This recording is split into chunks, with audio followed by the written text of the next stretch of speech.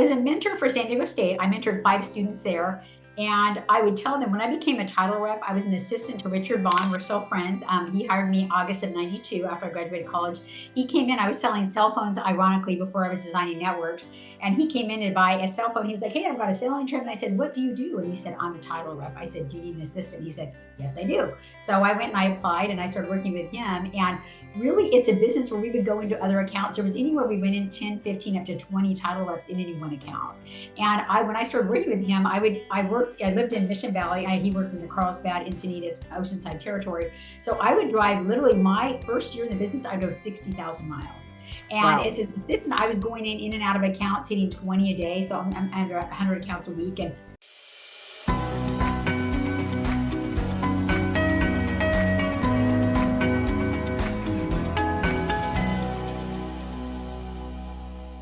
For decades, you have two choices: lie down and give up, or fight. Today's guest chose to fight, and while doing so, she helped build a multi-million-dollar business that can partly be attributed to her resilience. Hello, and welcome to the Her Money podcast. I'm one of the co-hosts, Felicia Gopal, and joining me today is my co-host, Mandi Hering, and my good friend, Bodie Campagna. So one of Bodie's favorite quotes is one attributed to Charles Swindoll. The quote is, "Life is 10% what happens to you and 90% how you react to it." Through her stories today, you'll hear again and again how she reacted to the circumstances that she encountered. Now, I met Bodie through some mutual friends of ours, Tamara Thompson and Danielle Desiree Thompson, co-founders of Serious Take Productions, at an event called Broadcast Your Authority in 2017. And we've been friends for ever since then, or more than 7 years. In 1998, Bodie co-founded Mitchell J. Architecture Incorporated. She was the CFO of MJA and oversaw the business development, the HR, the sales, the marketing, and the site acquisition division of the company for over 25 years until she reached retirement in 2023. It was a wildly successful venture. Bodhi's core value is to leave people better than she found them, and she's done this through a number of different initiatives, including working as a mentor to several organizations over the years. In 2023, she was nominated for Woman of Impact by the American Heart Association for her various contributions over the years. And as a woman who has been living with heart failure myself, I was happy to support her and join her team as she to help create awareness for women and women's heart issues. Welcome, Bodie. It's a pleasure to have you on the podcast. thank you so much, Felicia and Mandy. I'm happy to be here today. Absolutely. So, one of the things that is true for you is resilience is really about, when I was starting to get ready for this, I looked up the definition of resilience, and it says resilience is defined as the capacity to withstand or recover from difficulties. And you've had to do that since you were a small child. And it started with helping your mom in your business. Could you just take a little time to share a little bit more about how you started to develop resilience even as a small child with helping your mom? Yeah, I was the youngest of 3 children. My parents divorced when I was 4, and there was a custody battle at 9 later on, and it was real challenging for my one sister. Other sister had already moved out, and so what I did is I had to step in and help my mom with finances because she was, even though she was a teacher, she would tell you herself. She passed away, God rest her soul, May 25th, and I was by her side at 86. But she did not do math ever. So I would have to go into restaurants and she'd say, "Hey, I'm going to get ripped off. What's my bill?" If it's 1663, I have to know, okay, 3:36 right away. So that my mind became like a computer. And I would do her math. I helped her. She was bouncing checks at Christmas. She went and bought everybody fur coats and the big CD players that you would carry around way back when. And then her account was overdrawn 4,000. I was like, oh no. So I'm like a child, like, oh, I got to transfer money back and forth. And I was helping her with her real estate at 12 with property management. She owned a couple of properties and hiring vendors and collecting rent. And at 16, I was helping her get hard money loans so we didn't lose the house because I was helping with money. I was like, yikes. So yeah, I really didn't have much of a childhood. I took on early a lot of responsibilities. And because of that is why I have been successful. And I served on multiple committees and top of having my business and all the other things I've got going on over the years. Wow, that's amazing. So resilience as a little girl, talk to us a little about, I know you've had some health issues and, how has your resilience helped you, having that nature helped you with health issues? Well, I was diagnosed with HHT, which is hereditary hemorrhagic telangiectasia. I was diagnosed in 2001, but I did have the brain avium rupture at 1988. I started having severe headaches when I was in Hawaii. I did 5 different island flights, and I was flying over the Arizona Memorial. And all of a sudden, I couldn't remember what I was going to say, which is rare for me because I always have things to say. So as I was flying over, I'm like, what happened? And when I got back, it was Halloween of '88. I always say it was a Monday, as I remember, because I have very good memory. And I went in and had a CAT scan, and they discovered that they kept showing this one image of my brain. And I thought, well, that's odd. And then a couple of days later, I got a call. They said, hey, you're fine. Bring your mom in. And my mom came in, and my sister, and my boyfriend at the time came in with me to the doctor. And the doctor looked at me and he said, hey, you need 10 hours of brain surgery. I said, I just paid $100 for the spiral perm last month. If I die, I'm going to heaven. But I'm here. I want my hair. So it was kind of a funny story. And then I got diagnosed with Ehlers-Danlos later. And what they both, the combination of the perfect storm, my understanding is there's 1 in 25 million people diagnosed with both. And I'm the only one in my entire family treated with both. So the Ehlers-Danlos is a chronic pain collagen disorder, and it affects full body spectrum. So anywhere you have connective tissue, which is your entire body. So I live in a state of chronic pain, and I had my first car accident in 1986 when I got arthritis. So oftentimes I've slept 4 hours a night since I was 19. I'm now 57. So I got a whole lot of time. People like say, how do you get so much done? I'm like, I got 20 hours on most people that don't sleep that, I need more sleep than that. So for me, it's worked out to and I've just been able to always have a study. I just saw a guy today. I was actually printing off the words from my lyrics from my song that y'all asked me about. And I said, hey, we chatted and I showed him my podcast and we run there and we always talk. And his name was Denzel, cool dude over at Staples a minute ago. And he said, how are you doing? I said, I am too blessed to be stressed. He said, I love that. I'm going to use that one. I said, you're welcome to. So it's sounding to me like your work ethic has really helped you to deal with all the other things that come with your health issues. 100%. Yeah, my dad had the idea of parkalizing. We lived in the high Sierras, and he lives on 60 acres. It was full of brush, and he said, we're going to cut down the manzanitas. And if you know what manzanitas look like, I put a Facebook post about it. I learned my work ethic from my father. He was military, but a very short time in the military, and then he's been a teacher. Actually, he just turned 95 October 9th. And he still chops down his own wood. He still drives 10 hours round trip on his birthday. And he does not have the disorder. The Ehlers-Danlos, he's a carrier or recessive carrier, but I got it. Unfortunately, from his side and my mom, I got the HHT from her side. So again, perfect storm. But with that situation, he would have us go out on Saturdays. He decided to install, he had no water at the top of this property. So we literally had to dig a 100-foot trench with very specific, like it's going to be 12 inches deep with 6 inches across with pickaxe and crowbars. My sister and I went between, we were 9 to 12. Actually, we lived there. So, hey, you got some free labor. And, we didn't, I joke about, we got our breaks and all that and our half-hour lunch. Not that he knew about it, but we did.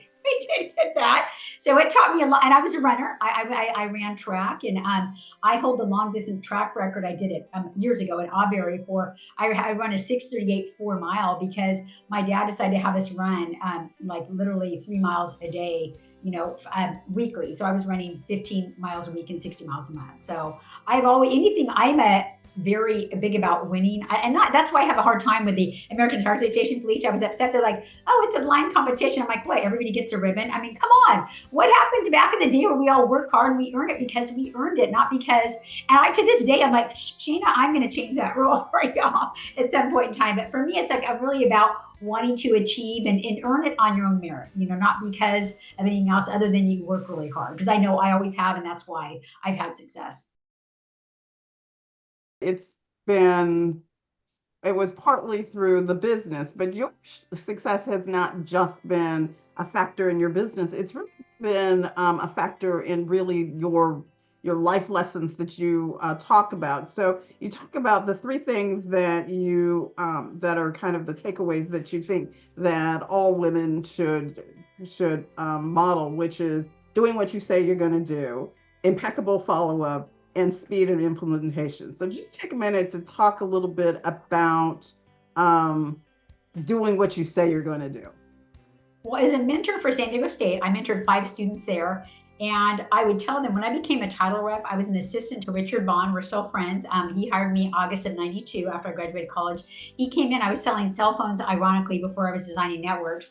And he came in to buy a cell phone. He was like, hey, I've got a selling trip. And I said, what do you do? And he said, I'm a title rep. I said, do you need an assistant? He said, yes, I do. So I went and I applied and I started working with him. And really, it's a business where we would go into other accounts. There was anywhere we went in 10, 15, up to 20 title reps in any one account. And when I started working with him, I lived in Mission Valley. He worked in the Carlsbad, Encinitas, Oceanside territory. So I would drive, literally my first year in the business, I drove 60,000 miles. And Wow. as his assistant, I was going in and out of accounts, hitting 20 a day. So I'm under 100 accounts a week. And I became one of the top reps. I was able to bring business in from GMAC Mortgage. So back in 1993, I made $200,000 in today's dollars. I made 93,000 that year, my first year out of college, because people would call me. They'd say, "Hi, I need a property profile." I'd go in and talk to realtors, were my clients, or mortgage brokers. I'd go in and see them, and they'd say, "Hey, I need a property profile on this property." So I would call and order it, customer service. I'd call them back, say, "Hey, you'll have it at 2 o'clock on Saturday," or not on Saturday, I'm sorry, any time during the week, Monday through Friday, business hours. But I would say, you're going to have this property profile at such and such a time. And then I would pick it up and deliver it in person. And people always knew, I said, hey, unless I'm dead on the side of the road, you will hear from me in 10 minutes. So I earned a reputation as a very young age of being impeccable with my word and my follow, kind of like the 4 agreements. So if people know that I say something, like I told my sons, boys, if I tell you something, just know I will always follow through. When that microwave says 12 o'clock, that means be in the door, not coming through the door at 12, or you're choosing not to drive the next weekend because I want to give you choices. So that's been the secret to my success throughout life. That's funny. That makes me think of that's something my dad has always said, like, be careful what you tell Mandi to do because it'll get done. So make sure you want it. And what I found with that getting stuff done is sometimes that also means saying no. So, following through with what you say you're going to do. So how does saying no play a part in that? No was a hard thing for me when my friend Mary Sims interviewed me. I got to be in a cool article on the scale-up secrets of 7-figure entrepreneurs in Entrepreneur Magazine a couple of years ago. And my category number 6 on the bullet point in there was about saying no. Because oftentimes, because I am capable and I don't sleep, people would ask me, hey, Bodie, can you serve on the hospitality committee? Can you be the VP of this committee? And so can you do basketball? Or I'm sorry, I would help with basketball as a team mom, but I helped run the high school football program. And with that being said, I was always jumping in and out. I told the coach ahead of time, I cannot be the parent coordinator. And he's like, hey, Bodie's going to be. I'm like, dude, why'd you say that? Because I told you I couldn't. So at that point in time, if I was where I'm walking now, I'd have been like, I told you no ahead of time, I'm not, but I didn't want to have everybody feel bad. So I jumped in and helped. So I had a tendency to overcommit most of my life. And it's been in my later years that I've learned that does not serve me. In spite of my healthy appearance, I've had 10 surgeries in 13 years, and I've been infusing iron for 19 consecutive years because the HHT that I initially mentioned causes horrific nosebleeds. And I have telangiectasias and AVMs throughout my body. So in 1980, I had the brain rupture that was the size of 2.5 centimeters to 3 centimeter size. So they drilled 3 holes, side of ear to ear, 10 hours in the OR. Then I've had 7 sinus surgeries. I have AVMs in my liver and hepatic AVMs, which cause cardiac failure. Ultimately, my sister had HHT. She passed away at 51, and my uncle at 56 from complications. But they didn't have my resiliency. I go in, I'm in there like, Bodie girl, what's up? And I step in, I feel like it's like an oil change. I grab my infusion. Sometimes I go back to work. One time I pulled my band off, my blood's running. I'm like, hey, let me get that blood. I got to jump on a conference call. So I never let any grass grow under my feet because I feel like as long as I'm alive on the planet, which I've had some close calls last year and more recently, I'm going to do everything I can to get life done and make things happen for people. It's Steve Sims. You probably are familiar with him. He has the concierge book about the art of making things happen is what he's known for. And he's in Thursday Night Boardroom Group. I don't know him well. We've messaged a bit personally at all, other than we got invited to Elton John's Oscar party. I'm like, yeah, I had 9,000 ticket. I'm I'm not wealthy. I'm just average Joe, even though I know a couple people. So, but anyway, yeah, the art of making things happen, I think, is great because I would be known for that when people need things in telecom and hey, they're having issues. Cerritos Police Department, they needed a tree in there, they needed approvals, and with the telecom business, they said swoop in with the cape and get it done. I'm like, I will put my Supergirl cape on and swoop in and fix it for you. So I'm known for that in the industry for solving problems. I love that's why my new business is Business by Bodie. I'm a turnaround specialist and strategic partner as far as I can stop in and help people anytime within about 10 minutes. I can lift the, hey, try this, that, and change people's lives. And that's what my goal is. The leaving people better than I found them that you mentioned, Felicia. Absolutely. I was going to ask, and you've kind of led into it, which is tell us about your new business. I mean, I'm excited about your new business. Tell our listeners about the new business, what you're doing, and how they might be able to reach out to you. Okay, well, I will show you. It took me 30 months to get my trademark slogan. So it's Business by Bodie, the slightest edge. And you've been Bodie. So I don't have my trademark on there now because it just came in September 19th. And I have my Business by Bodie cup. So there you go.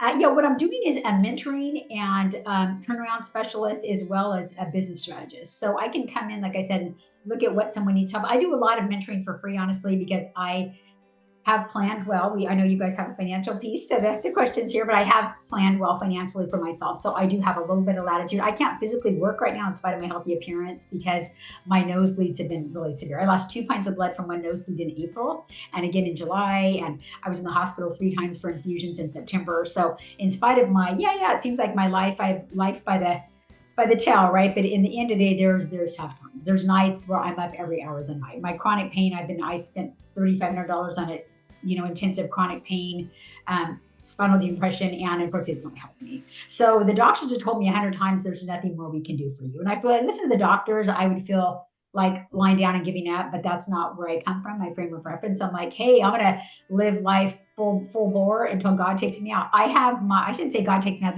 God's not taking me flat until God calls me to heaven. I guess a better way to say it. But I have a nice plot, casket, tombstone, epitaph. It's already prepaid. I had to update it in July when I got real sick again. But with my business, really, I want to go in and look at what's happening, where there's maybe society. Here's an example. I went to the Coral Tree House or Coral Tree Tea House room. It's a tongue twister like Peter Piper. So anyway, I was up there recently and I called and they called me 3 times and said, we're confirming your reservation on June 30th. And I knew I'd have the reservation. That sweet older ladies, they call themselves the Golden Girls.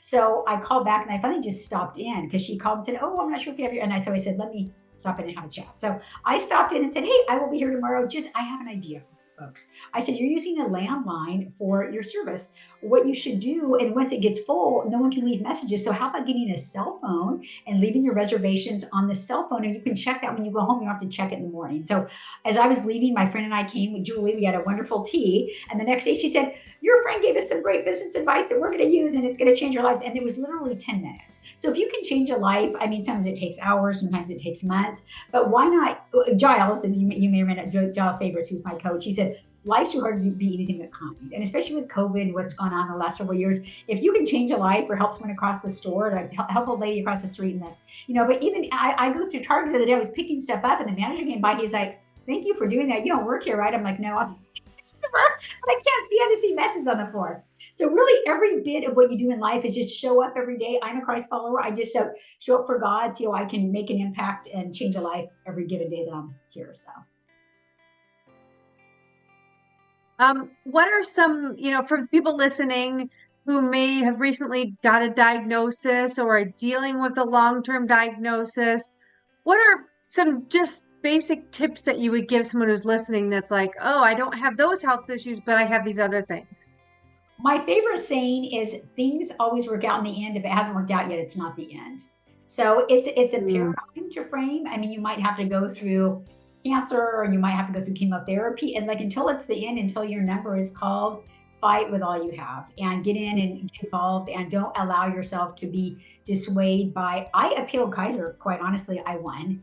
And because I have cardiology, hematology, hepatology, neurology, pulmonology, rheumatology, genetics, and primary care, and I lead my own case management. So people are like, are you a doctor? When I come in, I'm like, no, liberal studies major from SDSU, owned an architectural firm. I'm a real estate agent as well. But the point, and I was a talent, I was a model and talent for 10 years for Shane Friday. So I got to do a fun commercial. Most people would know, Are You Smarter Than a Fifth Grader with Foxworthy and Jacob Hayes played my kid in a shoot we did in La Jolla. So I can't act my way to paper bag. I'm like, don't make me talk more than a couple lines because that's not my jam. My uncle Bob Carroll, my great uncle, my grandmother's brother, was a writer of I Love Lucy. So he wrote those great lines and had all that.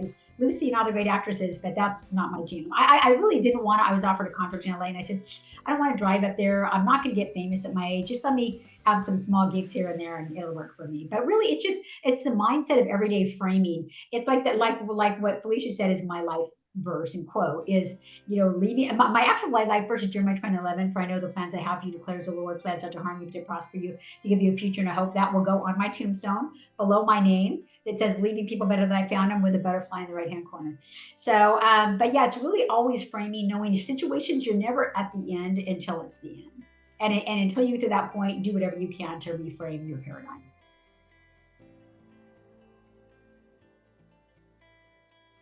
Because one of the things that has always impressed me is not only your resilience in bouncing back from all of your health issues, but I think one of the things that I really want to have you perhaps share a little bit about, without giving the specifics of your details of your life, which is the financial resilience, because devastate people's finances. So what have you done or put in place such that was not your future being lived out? Well, I believe in Malachi 3:10 about God will pour out his stores of blessings on those who tithe. And I've done that since I was a little bitty girl. And crazy enough, we had a really rough year at the firm where we had our biggest year in 2015. And then we had multiple years. We were working on Mayor Garcetti's project that was LA Rich, LA Regional Interoperational Communication System. And there was Jacobs, General Dynamics, Motorola, lots of big, heavy players on that. And we were badged by LA County Sheriff, Mitch and I, and another, my ex-husband. I'm happily divorced. He's a good dude, but I am on to my second act. And, but yeah, we were together for 31 years, married 29. But when time came, I was just like, hey, it's time. So we did work together, had a very successful company, and it's Mitchell J, and he's Mitch. You guys retained that name, and that's why I'm doing my own gig of Business by Bodie. I'm like, I got to get my own name in this somehow, So, but with that being said, is basically going in and extrapolating, looking at situations ahead of time, and kind of really, I'm a planner, if nothing else. And that's what site acquisition is really. Most people are planners. They have masters in urban planning degrees. That's not what I did. Because I have great memory, I can pretty much go in and they would say eidetic. It's almost similar to what the actress has that was on Taxi. I just can't her name. I just watched it the other day. Unforgettable, the show Unforgettable.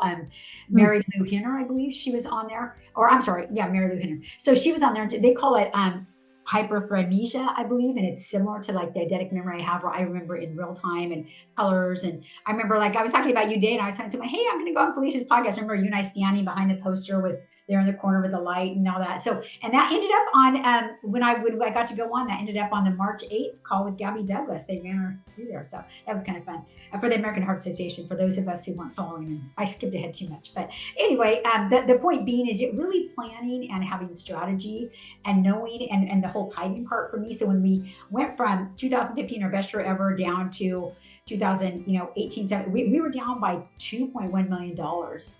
And when you have a firm that does under 3 million, you're like, yikes, right? And so what happened is we had a negative P&L 2 consecutive years of 245 and 236.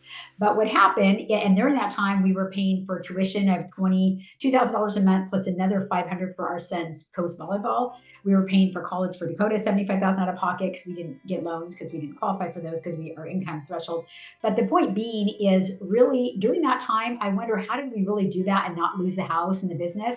And honestly, I believe in the tithing factor, because we always faithfully tithe. Even a lot of people think, hey, I can't afford to tithe. It's like, I can't afford not to, because it's worked for me so well.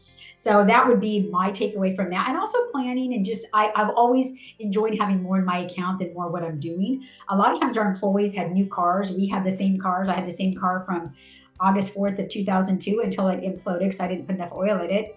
November 18th of 2018, and I gave that to my son. I gave him that one, and so then it died, and I gave him another one. But yeah, so basically, really being strategic with what you do and enjoying having more money in the bank account. And I've had a good life. We had a member to the Grand Relais. I've gotten to go out to nice restaurants. I was a concierge also, and I was a disc jockey at one point in time. You can imagine, no dead air, right?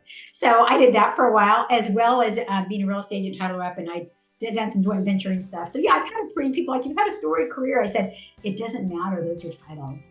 It's really, who you loves and who loved you. And in the end of the day, making an impact, and one of the best things I heard by Chuck Swindoll is he said, be who you are, know who you are, and accept who you are. And when you've mastered that, it's going to give you a lot of keys to living that great life.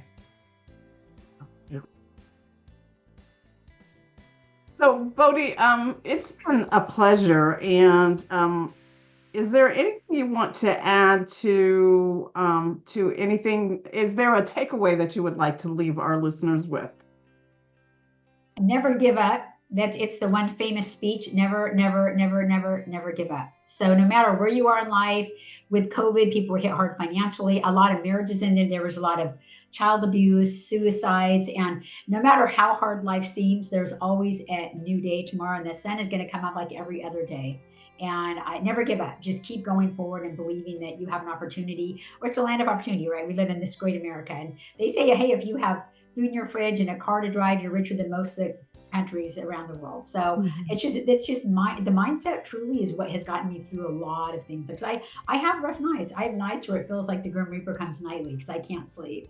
And when I'm up every hour of the night, it's like, man, this is rough. But I just know as long as I have faith and belief to keep going, the sun is going to rise in the morning.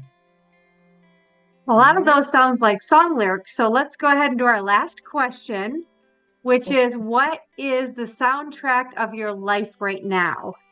I would say, and I just printed it off, like I said, at Staples. I could quickly say, but I'm going to read it off to you part of it because it's Little Wonders by Rob Thomas, especially having gone through a long-term relationship that ended, and then my mom's recent passing and buying my first condo. So this is a great one. It's here's the lyrics. It says, "Let it go, let it." And I'm going to put my glasses on. I'm going to eat humble pie and put my glasses on. Oh no, but here's how I look with glasses. But anyway, here's the lyrics. It says, "Let it go, let it roll right off your shoulder, don't you know? The hardest part is over. Let it in. Let your clarity to find you in the end. We will only just remember how it feels." And then the chorus part of it, it says, "Our lives are made in these small hours, these little wonders, these twists and turns of fate. Time falls away, but these small hours still remain." And there's another one that further down says, "Let it slide, let your troubles fall behind you, let it shine till you feel it all around you. And I don't mind if it's me you need to turn to, we'll get by. In the end, the heart that really matters, our lives are made in these." And it says, "All of my regret will wash away somehow, but I cannot forget the way I feel right now in these small hours, these twists and turns of fate. These small hours still remain." So that would be it for me. What beautiful words to end on. Oh my gosh, that just hit me hard. So I have been Bodie. You've been Bodie with a smile, and there's casualties on occasion, but you've been Bodie with a smile today. Absolutely, absolutely. Well, Bodie, thank you so much for joining us. For those of you listening, if you want to know more about me and Felicia, please go to hermoneystory.com, catch up on our latest episode. Please leave us your email, and we would love to get in touch with you and share more of what we have. And we look forward to seeing you next time. Thanks for joining us. Thank you again, ladies, for having me on. Thank you for joining us. It's been a pleasure. Thank you.